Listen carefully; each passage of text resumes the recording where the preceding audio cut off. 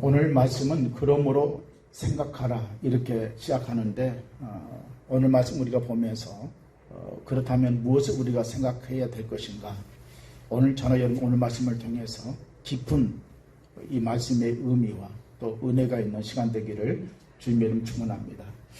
우리가 에베소서 2장 1절 11절에 보면 우리가 얻은 구원에 대해서 생각하라는 거예요. 여러분 세상의 모든 문제는 어디 있어요? 언제나 자기가 누구인지 생각하지 못하는 데서부터 비롯된 경우들이 굉장히 많습니다. 지금 이 편지의 수신자가 된 에베소 교회는 본래 그리스도인들이 아니라 이방인이었죠.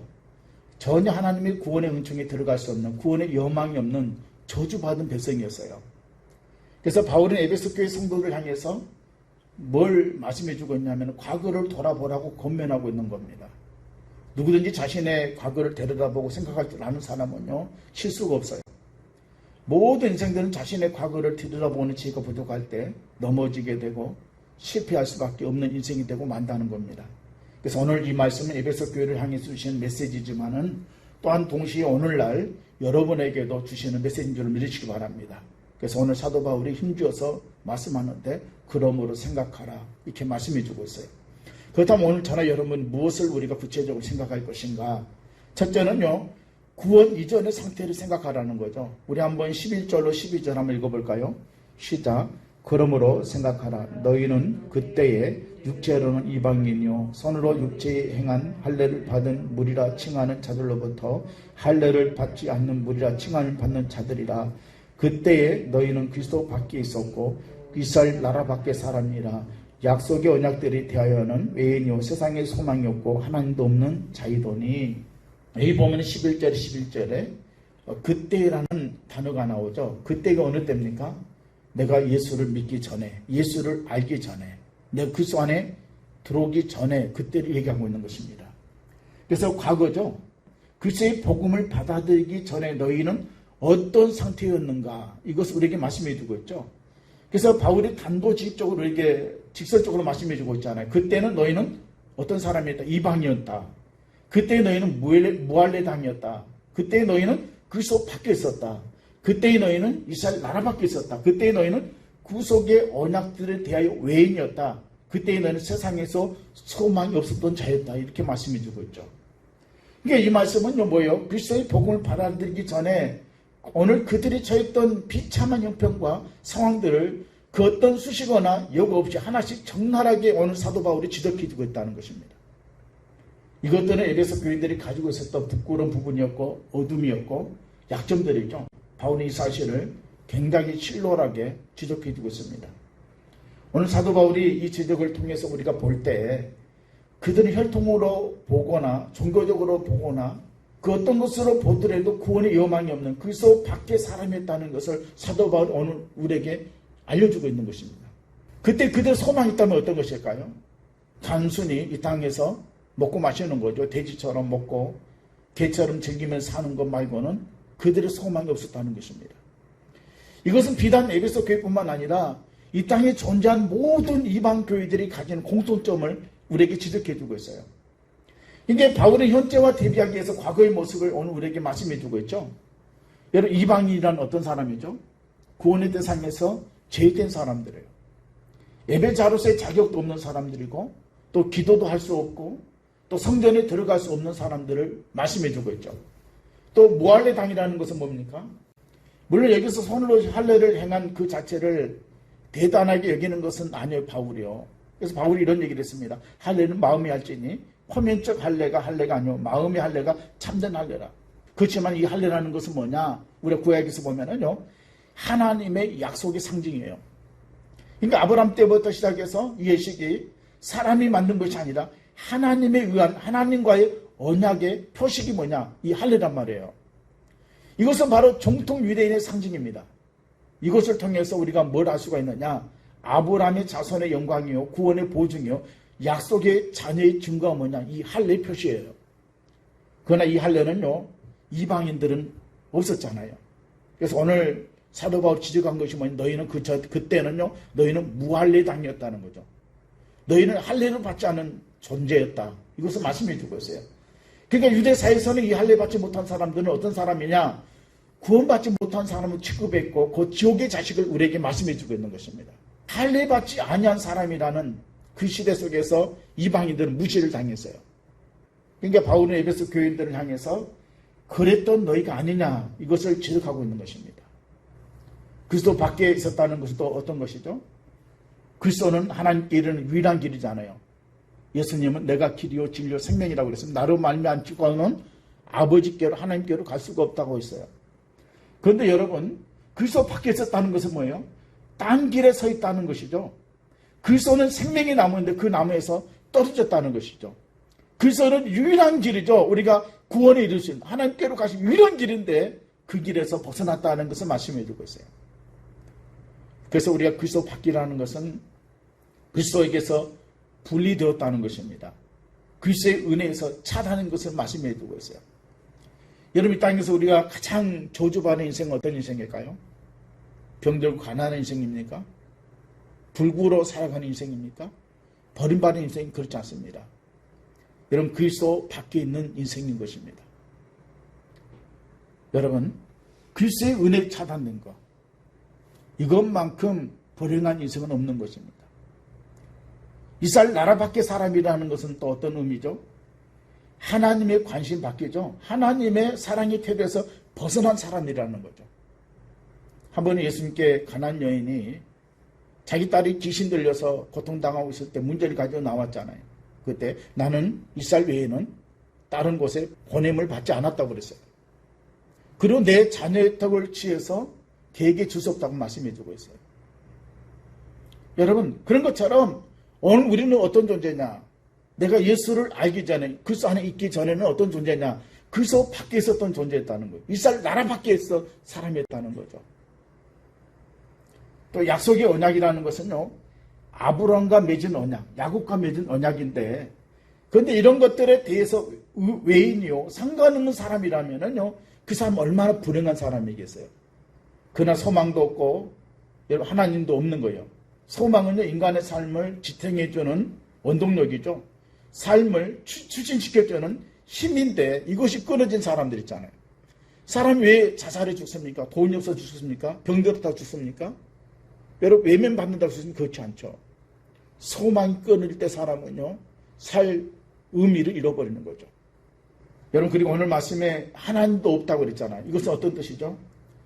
하나님 우리의 창조자의 우리 아버지인데 아버지가 없다는 것은 뭘 얘기하죠? 나를 책임져 줄 보호자가 없다는 거죠. 부모가 없는 자녀의 모습이 어떤가 한번 여러분 상상해 보시기 바랍니다. 영어권에서 가장 치욕적인 말이 있어요. 그것은 어떤 것이냐면 갑담유. 이건 뭐예요? 빌어먹을 놈이라는 의미를 가지고 있어요. 이게 이 의미는 뭐냐? 하나님이 너를 파면할 것이다. 하나님이 너를 저주할 것이다. 이런 뜻을 가지고 있어요. 그러니까 얼마나 무서운 저주입니까? 여기 나오는 너희는 누굽니까? 에베소 교인이고 그리고 오늘날 누구를 얘기하고 있죠? 오늘 여러분들을 얘기하고 있어요. 무엇 하나 다시 말해서 그들의 혈통이나 신앙이나 그 어떤 모습으로 봐도 아무것도 하나님께 나갈 수 없는 그런 존재들이죠. 그래서 오늘 말씀에 이 편지의 수신자요 오늘 저나 여러분들인 것입니다. 그 대상이. 그러니까 우리는 선천적으로 하나님을 알 수도 없을 뿐만 아니라 알기를 거부했던 그런 존재들이죠. 그게 바로 우리의 과거였다고 말씀해 주고 있어요.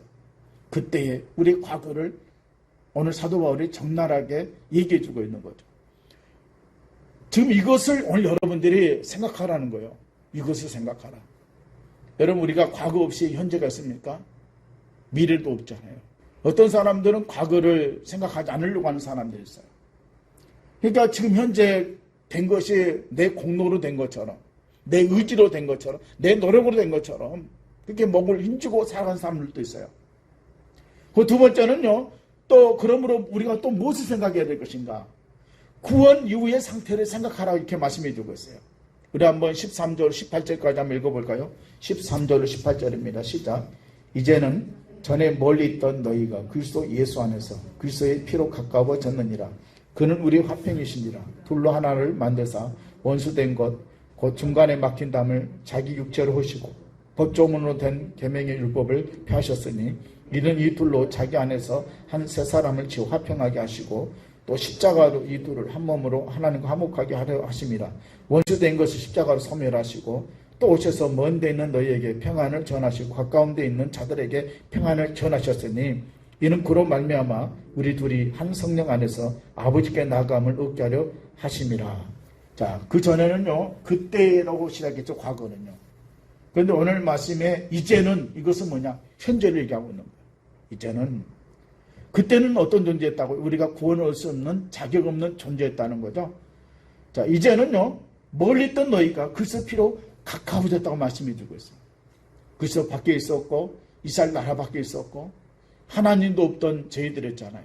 구원의 여망이 없던 그런 존재들이었는데 이제는 어떻게 됐다? 멀리 있던 너희가 그리스도의 피로 가까워졌느니라. 누가 이 먼 거리에 있던 유대인과 이방인을 하나로 만들어 주셨다고 말씀해 주고 있습니까? 바로 예수 그리스도. 누가 그 사이에 두텁게 쌓였던 그 담을 무너뜨렸다고 말씀해 주고 있어요? 예수 그리스도. 오늘 여러분, 그분이 오셔서 둘 사이 가로막힌 편견의 벽, 정죄의 벽, 교만의 벽을 모두 허물어 버리시고 둘로 하나 되게 하신 것을 우리에게 말씀해 주고 있어요. 그러니까 다시 얘기하면 유대인과 이방인의 구별을 우리 주님께서 어떻게 해요? 십자가에서 없애주셨다는 거죠. 자, 예수님의 죽음 이후에 벽이던 성소이장이 어떻게 합니까? 둘로 다 찢어지고 말았어요. 여러분, 그 성소는요, 둘레를 보면은요, 이방인의 뜰이 있고 유대인의 들어갈 수 있는 곳이 있고 지성소가 있고 그러잖아요. 누구든지 함부로 그 지성소 안에 들어가지 못했어요. 이방인들도 들어가지 못했어요. 여자들도 들어가지 못했어요. 누구만 들어가느냐? 제사장만 들어가게 됐단 말이죠. 그런데 그 모든 것들을 다 우리 주님께서 어때요? 십자가에서 죽으심을 통해서 지성소에 휘장을 갖다 찢어 놓으셨어요. 누구든지 예수로 말미암아 들어가게 하셨다는 것입니다. 예수님이 세상에 오셔서 유대인 경배자들과 이방인 방문객들 사이에 가로막혔던 그 담을 허셨어요. 하나님의 축복의 땅과 저주의 땅 사이로 구별하는 성소의 담을 갖다가 우리 주님께 십자가에서 어떻게 합니까? 다 찢어내시고 허물어 버리셨다는 것입니다. 이 얼마나 놀라운 은혜예요. 자, 예수님은 율법의 세계에 살아가는 사람들과 율법도 없이 살아가는 사람 사이에 막힌 담을 갖다가 십자가로 예수 피로 헐어버리셨다고 말씀해 주고 있어요. 이는 유대인을 지지하는 것도 아니고 이방인을 죽이라는 것도 아닙니다. 이 두 쪽 사람 모두를 그리스도 안으로 끌어들인 한 세 사람, 다시 한번 예수 그리스도인이 되게 하시기 위해서 예수님께서 그렇게 하셨다는 거죠.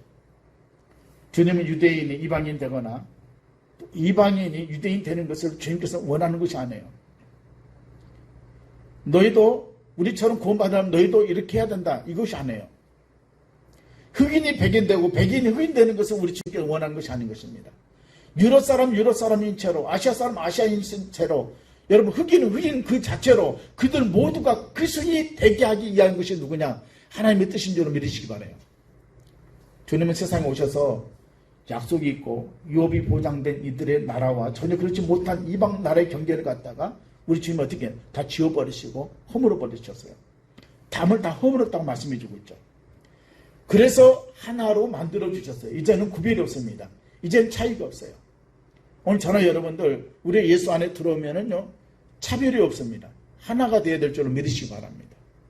나는 있는데 너는 없냐? 이 정도 되는데 너는 그 정도밖에 되지 않느냐? 너는 남자냐 여자냐?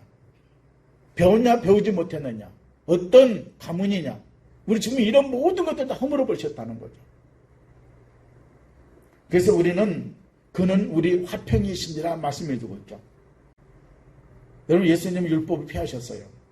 자기 육체를 율법의 요구에 넣어 던지사 율법이 요구하던 인간의 죽음, 다시 제 형벌을 다 이루신 것입니다. 여러분 죄값은 사망이라고 했잖아요. 율법이 요구한 것은요 죄인은 죽어야 된다는 거죠. 반드시 저주받아 죽어야 된다. 심판을 받아야 된다는 거죠. 그런데 그 율법의 요구를 갖다가 예수님께서 십자가에서 응하셨죠. 이루어 주셨단 말이죠. 여러분 죄인이 죽어야 되는데 의인이 죽었다는 거죠. 그래서 모든 율법에 요구하는 것들을 다 수용해 줌을 통해서 오늘 저나 여러분 죄값으로 어때요? 자기 생명으로 우리를 생명을 사신 것을 우리에게 말씀해 주고 있어요. 주님 원수된 것을 십자가로 소멸하셨다. 모든 죄 형벌을 십자가에서 다 값을 치르셨다. 이것을 말씀해 주고 있죠. 여러분 왜 십자가가 귀중합니까? 여러분 십자가는 하나님과 사람 사이의 불화를 해결했을 뿐만 아니라 인간과 인간 사이의 모든 갈등을 해결해 주시는 사랑의 능력이 뭐냐? 이 십자가인 겁니다. 그래서 오늘 여러분 우리는요, 이 십자가와 이 부활이죠. 십자가와 그 사랑을 우리가 알아야 돼요. 십자가는 뭐냐? 죄값은 사망이라는 우리에게 지적해 주고 있어요. 죄인은 이렇게 죽어야 된다. 십자가는 뭐냐? 죄 지은 사람에 대해서 우리 하나님께서 반드시 죽인다는 하나님의 저주를 우리에게 말씀해 주고 있어요. 여러분 나무에 달린 자마다 다 저주받은 자라 이렇게 말씀해 주고 있잖아요.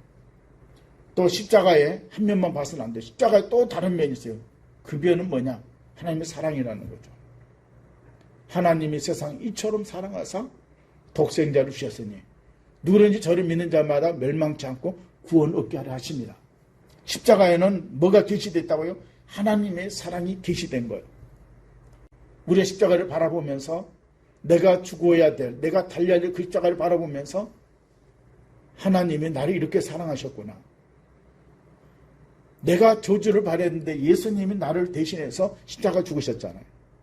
의인이, 죄 없는 분이, 우리의 창조자 되신 그 하나님께서 친히 인간의 몸을 입고 땅에 오셔서 저 십자가를 담당한 거잖아요. 그걸 통해서 우리가 깨닫는 것이 뭐예요? 하나님의 사랑이 계시죠. 하나님이 나를 이처럼 사랑하셨구나. 여러분 사랑이 아니고서는요 이걸 표현할 수가 없죠. 여러분 십자가는 바로 이 시대의 모든 분열과 갈등의 원인이 되는 온갖 미움과 증오를 해결해 주는 능력이 바로 이 십자가에 있는 것입니다. 우리의 죄 문제, 구원의 문제 해결해 주는 유일한 통로가 뭐냐? 이 십자가라는 거죠. 여러분 예수님의 십자가 사건이 있기 전에는 십자가는요 여러분 그 사람들을 죽이는, 죄인들을 죽이는 형틀이었어요. 가장 여러분 정치범이나 가장 강도, 흉악한 범을 갖다가 죽이는 그 형틀이었어요. 그런데 예수님이 십자가의 사건을 통해서 어떻게 하면 그것이 이제부터는 어떻게 됩니까? 십자가는요 교회의 상징이 됐어요. 구원의 상징이 됐어요. 오늘 여러분 사람들은 자꾸만 갈라지고 쪼개지는 습성이 있지만 주님은 하나 되게 하시는 능력이 있습니다. 이렇게 해서 너희 이방인이었던 에베소 교회가 구원 얻는 것을 너희는 기억하라 이렇게 말씀해 주고 있어요. 어떻게 내가 구원받았느냐? 어떻게 해서 내가 그리스도인 됐느냐는 거죠. 이걸 너희가 기억하라는 거예요. 내 공로로, 내 의지로, 내 구제와 내 착함으로, 내 열심으로 내가 믿고 싶어서 내가 주님 앞에 나온 것이 아니라는 거죠.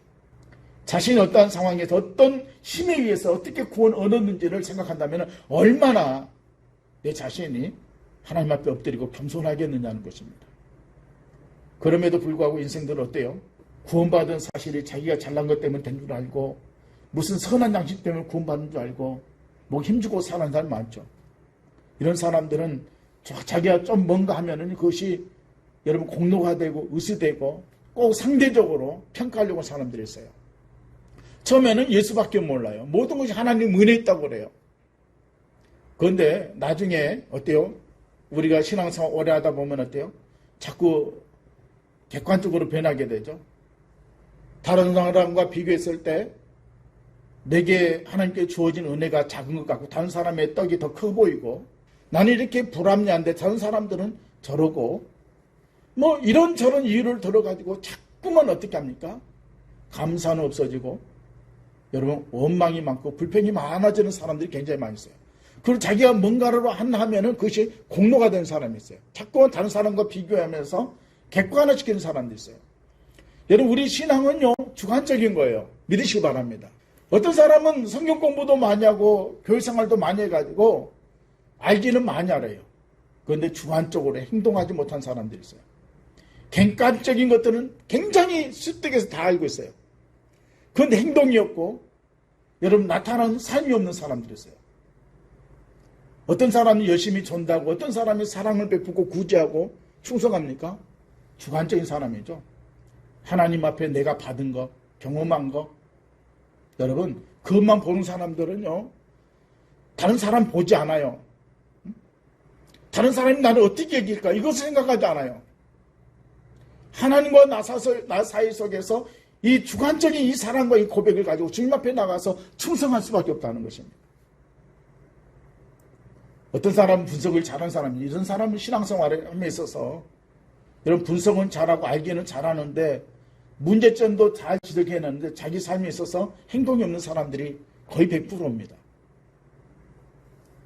오늘 여러분 구원받은 이 사실, 자기 잘난 것 때문에 된 줄 알고 무슨 선한 양식 때문에 자기 구원받은 줄 알고 말이죠. 평가하려고 하는 것들이 있어요. 왜 그래요? 여러분 그때 내가 어떤 존재였고 지금 이제는 내가 어떻게 구원받았는지 이것을 내가 생각하지 못했기 때문에 그런다는 거죠. 그 세 번째, 자, 구원의 이후의 사명을 생각하라는 것입니다. 그러므로 생각하라. 뭘 생각하라고요? 구원 이후에 사명을 생각하라는 거죠. 자, 우리가 19절로 22절 한번 읽어볼까요? 19절로 22절 시작. 그러므로 이제부터 너희는 외인도 아니요 나그네도 아니요 오직 성도들과 동일한 시민이요 하나님의 권속이라.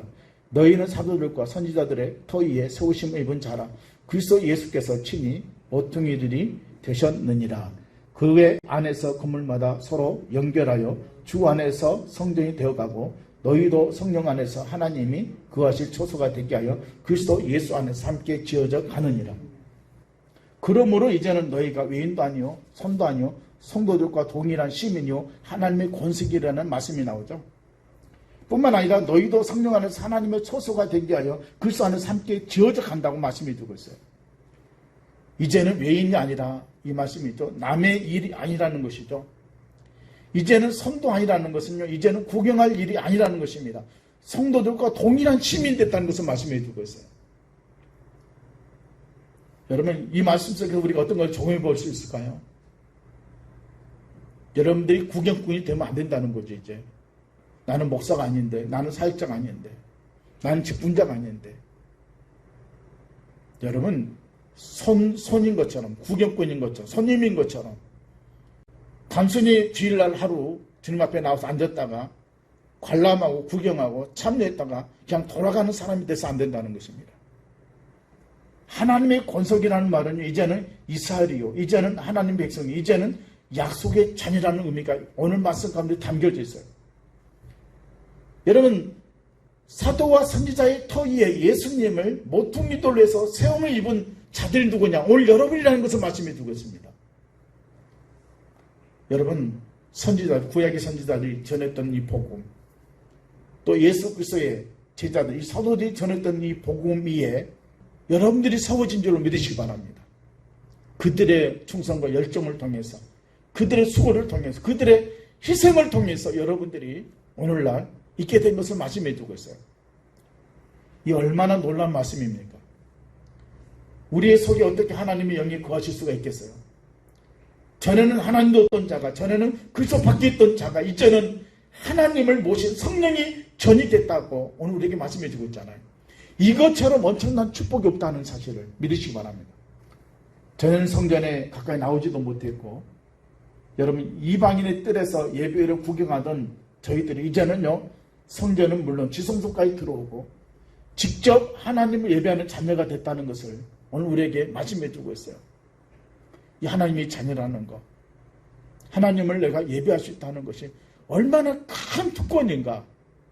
내가 하나님 앞에 꺼리낌 없이 언제든지 주님 앞에 나올 수 있다는 것이 얼마나 큰 특권이, 얼마나 축복인가를 오늘 사도 바울이 예를 들어서 우리에게 말씀해 주고 있는 겁니다. 여러분 신앙생활이 여러분 부담이 아니고 하나님의 축복인 줄 믿으시기 바랍니다. 그래서 그는 고린도교회 성도들에게도 이런 말씀이 있어요. 그럼 우리가 하나님의 권세기도 하늘의 심이 된 이유는 그것은 어디 있느냐? 이것이 바로 사명이라는 거예요.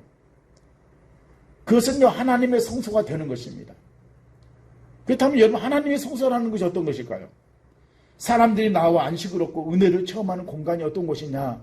하나님의 성소예요. 사람들이 우리를 볼 때 날마다 평화와 안식을 얻을 수 있어야 되는 것입니다. 나만 보면 괴롭고, 나만 보면 스트레스 받고, 나만 보면 어떤 근심도 여러분 생각나고 찾아오고 열받고 하면 되겠어요? 안 그러잖아요.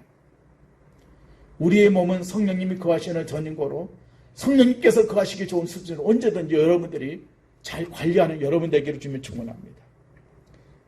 내 형편이 되고 내 상황이 되니까 누구든지 이 정도 되면 이럴 수밖에 없다. 우리는 핑계 이런 이유를 많이 댈 수가 있어요. 원래 우리가 농부가 이 밭에다가 씨를 뿌려놓고 그냥 놔두면은요, 곡식 익어갑니까? 잡초와 병충해에 시달려서 말이죠, 아무것도 얻지 못할 거예요. 그런데 이 농부가 어떻게 해서 곡식을 얻습니까? 관리를 하잖아요.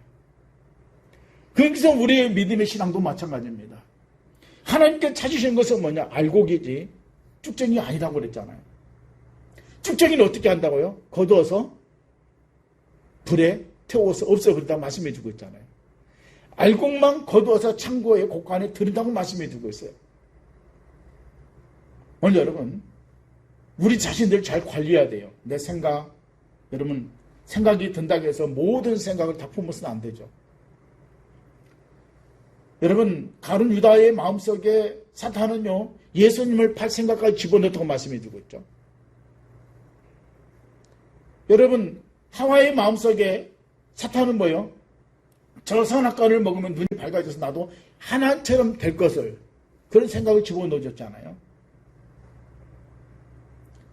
여러분, 모든 욕구, 욕망, 느껴지는 대로, 감각대로 살아가면 안 된다는 거죠. 여러분, 지금 잠시 이 느끼는 이런 기분, 감정들, 이거 중요한 것이 아니에요. 내 느끼는 감정들을 폭발하며 살아가는 거, 이것이 아니에요. 우리는 절제하며 인내하며 우리는 선한 열매, 선한 영향을 끼쳐야 될 줄로 믿으시기 바랍니다. 왜요? 우리는 하나님의 성소라는 거죠. 여러분, 우리가 교회에 왔는데 누가 자꾸만 흉을 보고 까고 싸우고 다투고 이상한 소문을 내고 그렇다면 이 성소가 성소 역할을 하는 것입니까? 힘들어서 무거운 짐을 가지고 주님 앞에 위로받고 또 주님 앞에 내려놓고 주님 의자에서 왔는데 오히려 더 열받게 되는 거 많은 거잖아요. 이건 여러분 하나님의 성소의 기능이 되지 못한다는 거죠. 그래서 오늘 저나 여러분들이 우리는 하나님의 이 성소의 사명을 잘 감당할 수 있는 저나 여러분 되기를 주님의 축원합니다. 오늘 저나 여러분들을 잘 다스릴 수 있기 바랍니다. 우리는 어떤 존재예요? 내 안에 성령께서 거하시는 성전이라고 했잖아요. 하나님의 성소라는 거죠. 그래서 성령께서 내 안에 거하기를 가장 좋은 환경으로 바꿔놓을 수 있는 오늘 여러분 다 되기를 주님의 축원합니다. 이것이 바로 좁은 의미지만은요, 넓은 의미에서는요, 이것은 누가 해야 될 것인가? 교회가 해야 될 사명인 것을 우리에게 말씀해 주고 있어요. 그래서 너희가 이것을 생각하라. 다시 말하면 구원받은 자의 사명을 생각하라. 이것을 우리에게 권면해 주고 있는 것입니다. 자, 오늘 말씀의 이 결론입니다. 오늘 이 말씀의 앞부분, 자, 11절과 12절은요, 자, 구원 이전의 상태를 얘기하고 있죠. 그때에라는 것은요, 우리 어두웠던 지난날, 그 절망스러웠던 과거를 생각하라는 거죠. 그때. 자, 그때라 여러분들이 한번 체크 한번 해놓으세요. 왜냐하면 그래야만 하나님 내게 베푸신 은혜가 얼마나 큰가를 내가 알 수가 있다는 거죠. 여러분, 과거에 내 존재를 알지 못하면, 내 정체성을 모르면은요, 여러분, 지금 나 된 것이 다 내가 잘나서 된 줄 알잖아요. 그리고 중간 부분이 2장 13절 18절은요, 구원받을 때, 이제는 여기에다가 한번 여러분 밑줄 한번 자, 이제 나는 하는 이 말로 시작되는 구절은요, 예수님의 피가 우리 역사에 어떻게 개입하셔서 우리 되게 했는가, 이것을 우리에게 잘 설명해 주고 있어요. 그리고 그러므로라는 말로 시작하는 마지막 19절 22절에는요, 여기에도 마찬가지, 그러므로 구원받은 이후에 우리가 해야 될 상황들을 우리에게 말씀해 주고 있죠. 그래서 오늘 말씀의 그러므로라는 것은 어떤 의미를 가지고 있어요? 앞에서 우리가 과거가 우리는 이런 존재였는데 이제는 우리가 예수 피로 하나님과 가까워졌고 우리가 그리스도 안에 거하게 됐고 예수님께서 십자가로 율법을 다 피하셨고 우리는 하나님의 성전이 됐고 우리는 하나님의 권속이 됐다는 거죠. 그러므로 그래서 우리가 해야 될 사항들을 우리에게 말씀해 주고 있죠. 이 사실에 동의하지 못하면 우리는 예수님의 피를 욕되게 하는 것이고 구원의 도리를 가무시 하는 것이기 때문에 그래서 에베소 교회 보낸 이 편지는 오늘 우리에게 다시 보내졌습니다. 내게 주어진 거죠. 오늘 이 편지의 순자가 되어서 여러분들이 겸손한 마음을 가지고 오늘 이 말씀을 내가 대하고 또 하나님의 내가 구원받은 자녀로서 구원받은 백성으로서 합당한 삶을 살아가는 오늘 여러분이 되어야 될 줄로 믿으시기 바랍니다. 오늘 저와 여러분들이 우리의 신앙생활을 내가 오래 하다 보면은요, 습관적으로 할 때가 있어요. 이게 감격이 없어져요. 감동이 없어져요. 무감각해진 사람들이 있어요. 눈에 보이는 것만, 내 당장 현실만 중요히 여기는 사람들이 있어요. 내가 어떻게 해서 내가 얻어진 이 구원인가? 내가 어떻게 해서 내가 하나님의 자녀가 됐던가? 내가 구원받기 위해서 하나님이 하셨던 그 일들이 어떤 일들이 있었는가? 이것을 까맣게 잊어버리고, 여러분, 자기가 주체가 되고 자기가 주인공이 되고 자기가 왕이 된 사람들이 있어요. 오늘 사도 바울이 이것을 우리에게 지적해 주고 있는 것입니다. 내가 과거에 어떤 존재였는가? 우리가 이 정체성을 잃어버리면 안 된다는 거죠. 그리고 이제는 과거에 내가 이렇게 소망이 없는 사람이, 절망적에 했던 이런 사람이 이제는 어떻게 됐는가? 예수 피로 내가 구원받은 것을. 그리고 그러므로 우리는 어떻게 해야 된다고요? 사명의 사람으로, 하나님의 사람으로, 거듭난 사람으로, 우리가 하나님을 기쁘게 하는 사람으로 우리가 살아가야 될 것을 오늘 사도 바울이 우리에게 말씀해 주고 있는 것입니다. 그래서 오늘 저와 여러분들이 겸손한 마음을 가지고 항상 하나님 앞에 받은 구원을 내가 기뻐하고 감격하면서 하나님의 자녀로서 구원받은 백성으로서 합당한 삶을 살아가는 오늘 여러분 다 되기를 다시 한번 주님의 이름으로 축원합니다. 기도하겠습니다.